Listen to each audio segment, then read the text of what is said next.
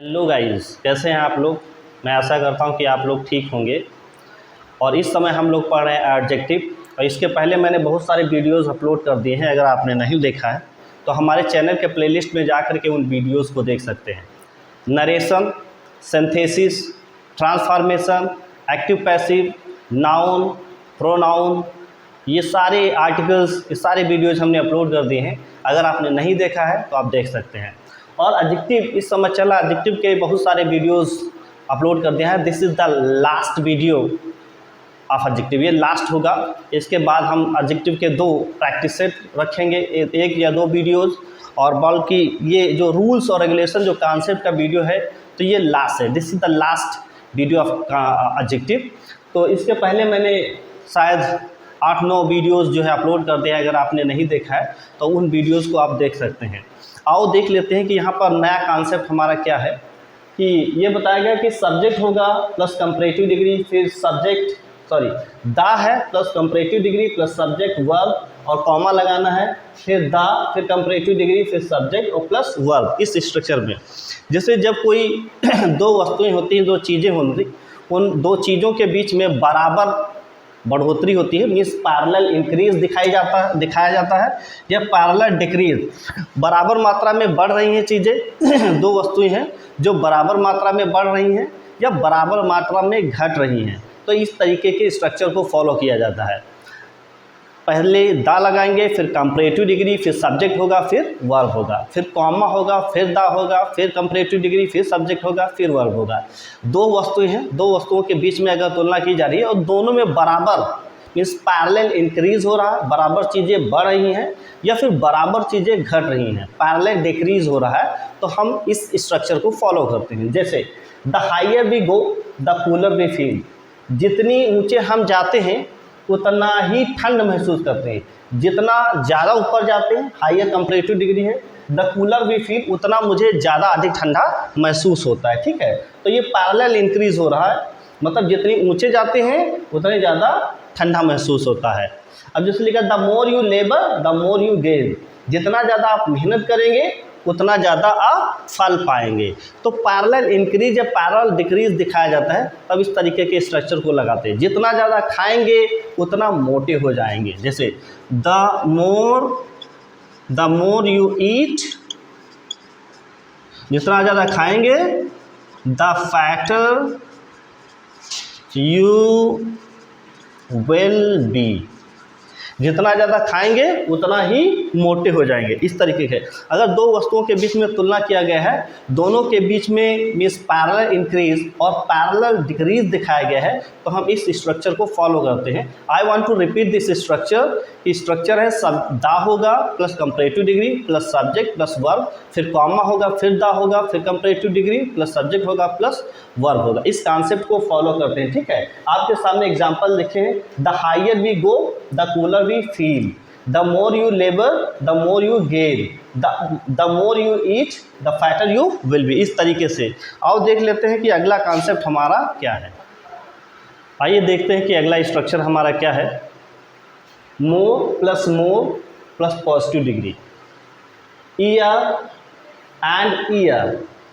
ये कब लगाते हैं? जब 2 वस्तुएं हैं, दोनों वस्तुएं बहुत धीरे धीरे बढ़ रही हैं या धीरे धीरे उसमें डिक्रीज आ रहा, गिरावट आ रही है, मतलब धीरे धीरे वो चीज़ें उन्नत कर रही हैं और धीरे धीरे वो चीज़ें अवनत कर रही हैं, मतलब नीचे जा रही।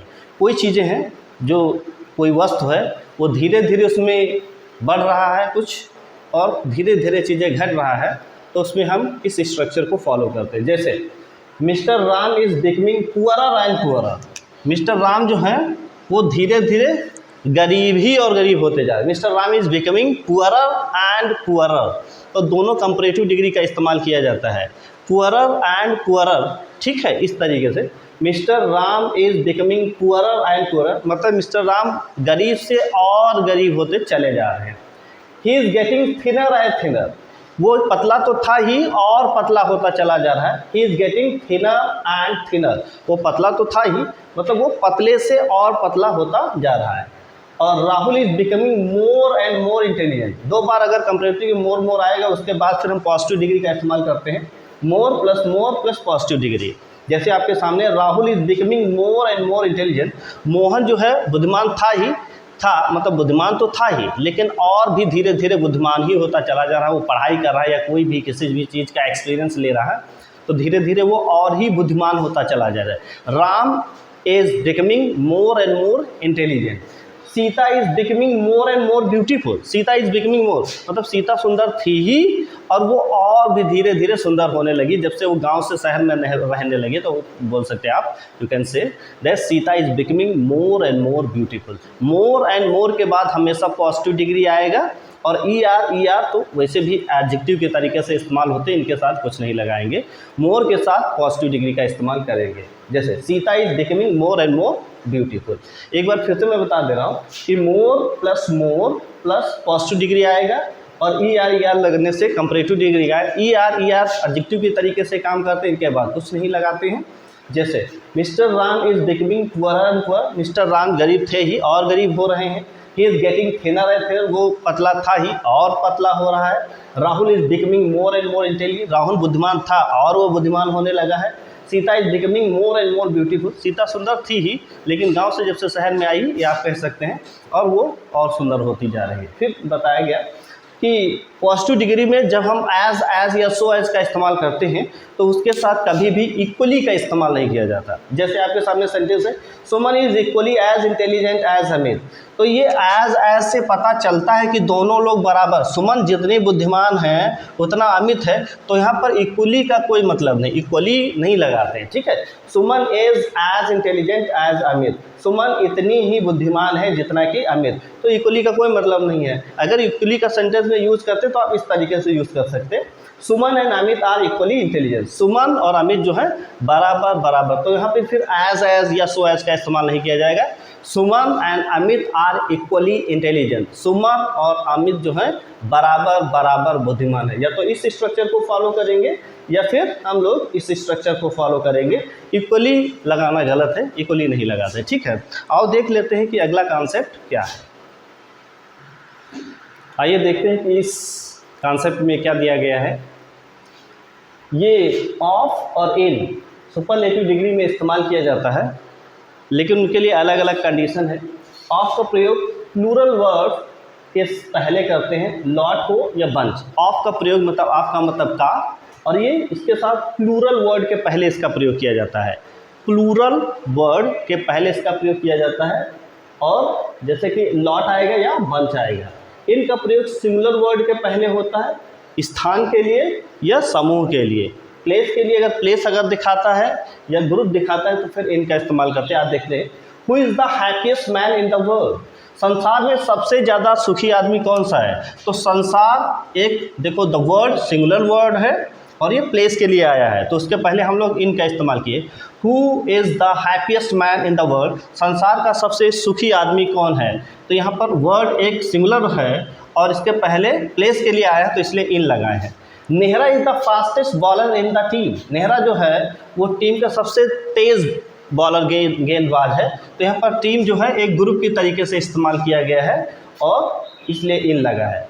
लेकिन Pawan was the most intelligent of the lot. Pawan जो है बहुतों में सबसे ज़्यादा बुद्धिमान है। तो इसका प्रयोग लॉट्स या बंच के लिए करते हैं। बहुतों, जब पूरा ग्रुप होगा इसके बाद हमेशा प्लूरल आता है। तो Pawan was the most intelligent of lot. Lot के बाद हमेशा ये प्लूरल नंबर में रहेगा और ये हमेशा सिंगुलर नंबर में रहेगा, ठीक है।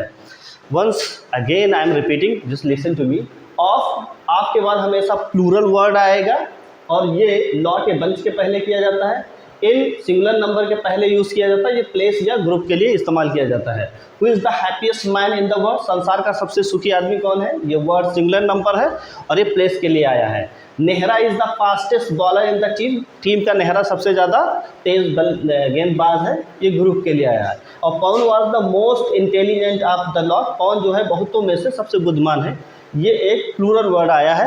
आपके बाद हमेशा प्लूरल आता है और इनके बाद हमेशा सिंगुलर आता है, ठीक है। और देख लेते हैं कि अगला कॉन्सेप्ट क्या है। आइए देखते हैं इस स्लाइड में कौन सा रूल है और क्या कॉन्सेप्ट है। बहुत ही धमाकेदार कॉन्सेप्ट है। जैसे सब्जेक्ट आएगा प्लस वर्ब आएगा प्लस दा रहेगा और दा के बाद फिर आएगा कंपैरेटिव डिग्री आएगा, फिर ऑफ, फिर ऑफ द फिर और फिर इसके बाद प्लूरल नाउन आएगा। इस स्ट्रक्चर पे दैन का प्रयोग नहीं करते हैं। इस स्ट्रक्चर का जब इस्तेमाल करते हैं तो फिर दैन का इस्तेमाल नहीं किया जाता। सबसे पहले subject plus verb plus the plus comparative degree plus of plus two, फिर प्लूरल नाउन, जैसे इस तरीके से। She is the more careful of the to girl, she is the more careful of the to girl. वो जो है दो लड़कियों से अधिक सावधान लड़की है। She is the more careful of the to girl, वह दो लड़कियों में से वो वाली लड़की जो है वो अधिक वो है सावधान है। तो यहाँ पर इस तरीके से स्ट्रक्चर में हम लोग दैन का इस्तेमाल नहीं करते।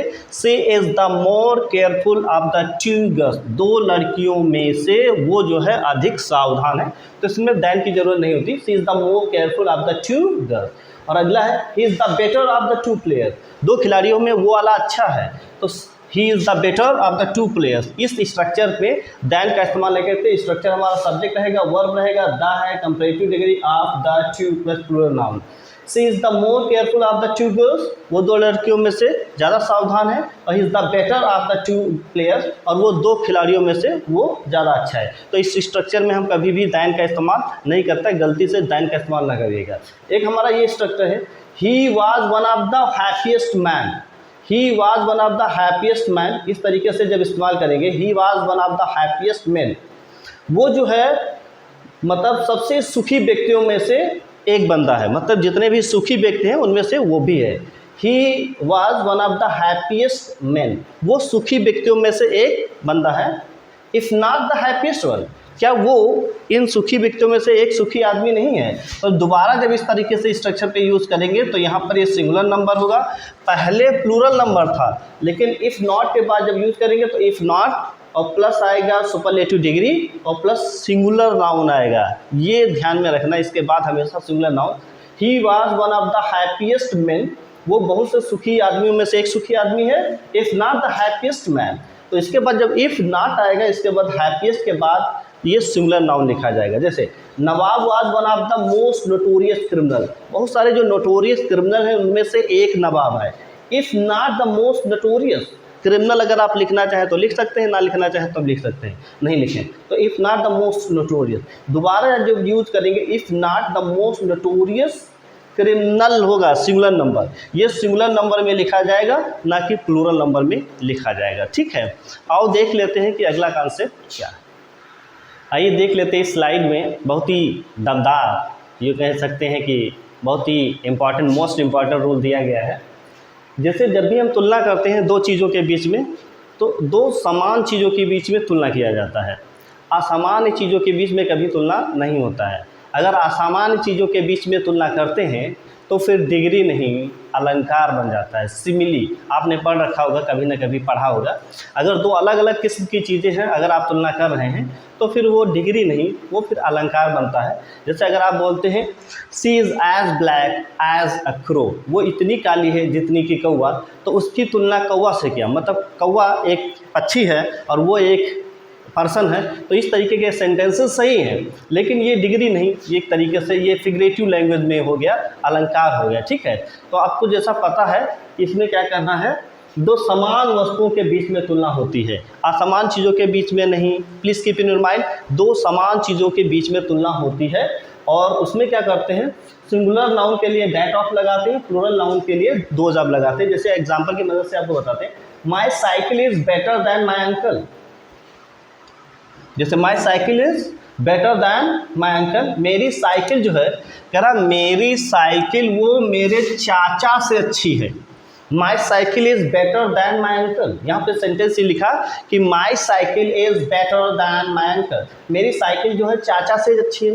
तो साइकिल चाचा से कैसे अच्छी हो सकती है? साइकिल एक वस्तु है और चाचा एक पर्सन है, तो ये सेंटेंस गलत हो गया। समान, चाचा की तुलना चाचा से और साइकिल की तुलना साइकिल से, समान चीज़ों के बीच में हम लोग तुलना करते हैं, तो ये सेंटेंस हमारा क्या हो गया, गलत हो गया। इस सेंटेंस को हम लोग कैसे लिखेंगे, माई cycle is better then that of my uncle, मतलब मेरी साइकिल मेरे चाचा की साइकिल से, अगर सिंगुलर नंबर है तो दैट ऑफ, अगर प्लूरल नंबर है तो दोज ऑफ का इस्तेमाल करते हैं। My cycle is better then that of my uncle, तो हो जाएगा मेरी साइकिल मेरे चाचा की साइकिल से ज़्यादा अच्छी है, ठीक है। तो सिंगुलर नंबर के साथ लगाते हैं दैट ऑफ, और प्लूरल नंबर के साथ लगाते हैं those of. Example number 1, my cycle is better than my uncle's. अगर इस स्ट्रक्चर इस तरीके से भी लिखे तब भी सही है।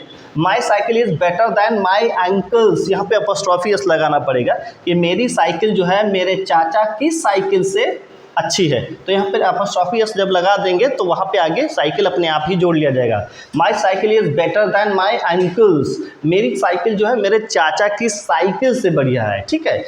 और नीचे लिखा my books are more important than Ravi, मेरी किताबें जो है वो रवि से ज़्यादा महत्वपूर्ण है।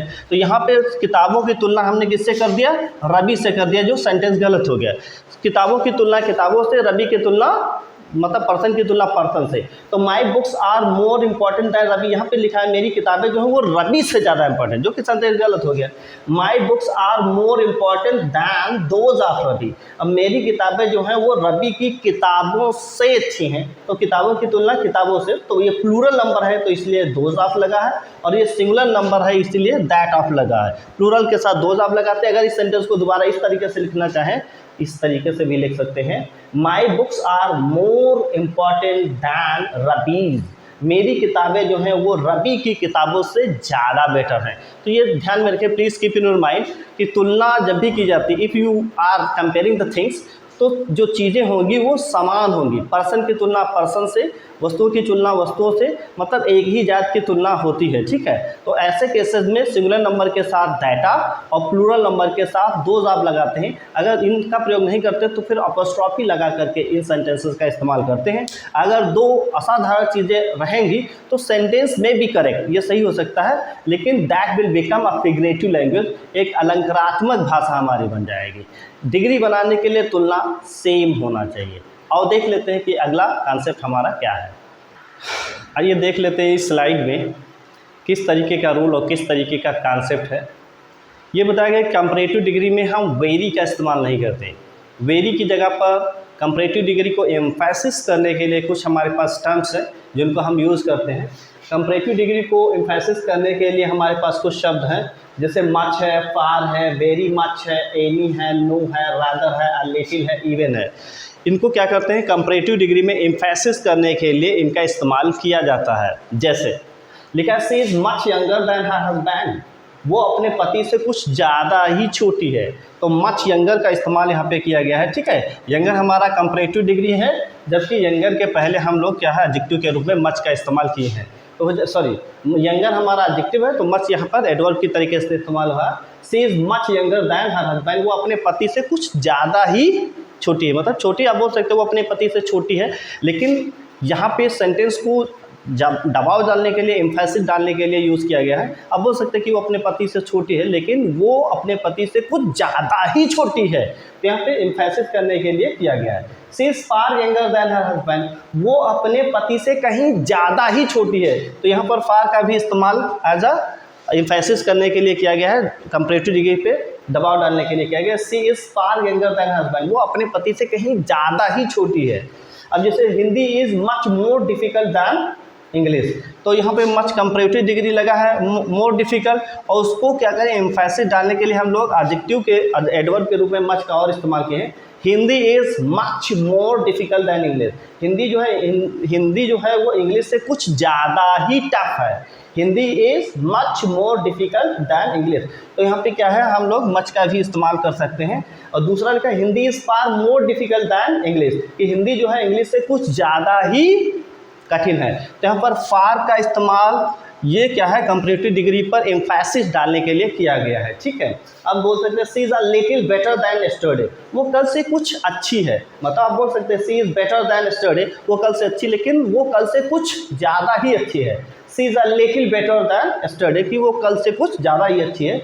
She is rather fatter than Sita, वो बोल सकते हैं कि she is fatter than Sita, Sita से मोटी है, वो सीता से कुछ ज़्यादा ही मोटी है। तो इन शब्दों का जैसे हमारे पास मच है, फार है, वेरी मच है, एनी है, नो है, रादर है, लिटिल है, इवन है, इन शब्दों का हम लोग कंपैरेटिव डिग्री में एम्फेसिस डालने के लिए इस्तेमाल करते हैं। और देख लेते हैं कि अगला कॉन्सेप्ट क्या है। आइए देख लेते हैं इस स्लाइड में क्या है और कौन सा रूल दिया गया है।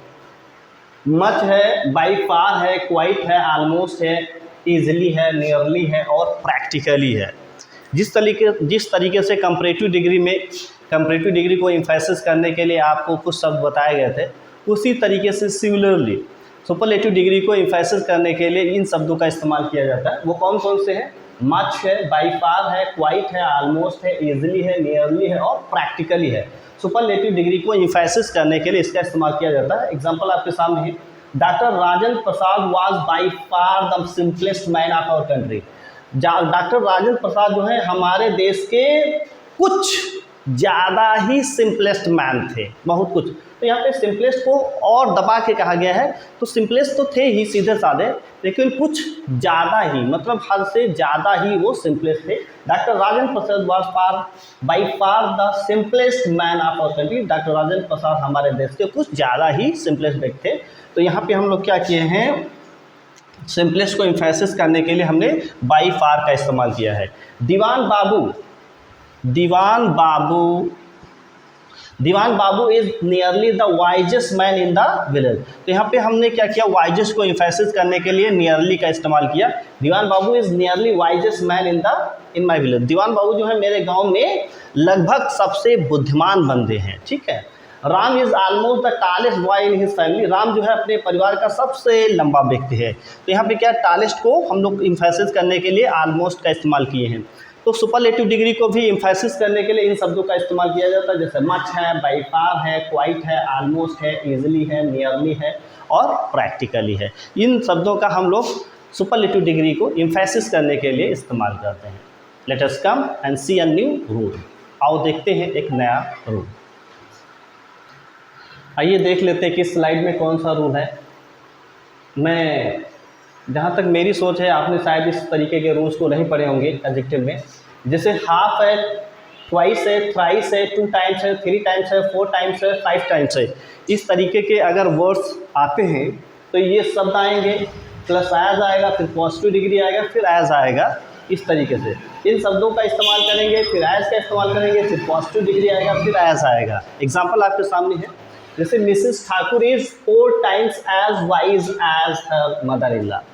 मिसेस ठाकुर जो है अपनी सासू जी से 4 गुना ज़्यादा बुद्धिमान है, ये बताए। Mrs Thakur is 4 times as wise as her mother in law.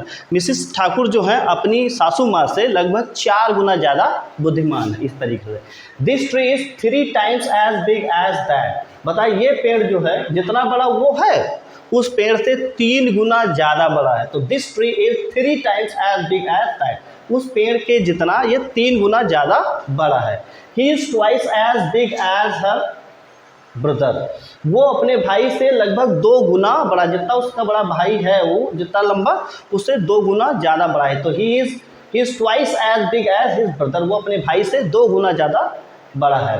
His bag is half as big as a sister. उसका बैग जो है जितना बड़ा उसके बहन का है, उसके आधा और बड़ा है। His bag is half as big, मतलब उसके बहन का जितना बड़ा बैग है उसके आधा उसका और बड़ा बैग है। His bag is half as big as her sister. तो इस तरीके के हाफ है, ट्वाइस है, थ्राइस है, 2 टाइम्स है, 3 टाइम्स है, 4 टाइम्स है, 5 टाइम्स है।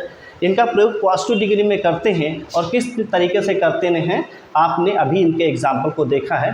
आओ देख लेते हैं एडजेक्टिव का लास्ट रूल।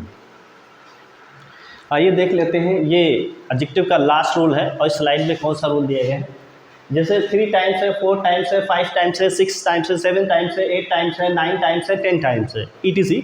अगर इस तरीके से कंपैरेटिव डिग्री में इनका इस्तेमाल किया जाता है तो फिर किया जाता है। आओ देखते हैं कैसे। जैसे he can run 4 times farther than I. वो मुझसे 4 गुना ज़्यादा दूर तक दौड़ सकता है, मतलब मैं जितना दौड़ सकता हूँ वो मुझसे 4 गुना, उतनी दूरी 4 बार मतलब ज़्यादा वो दौड़ सकता है। He can run 4 times farther than I.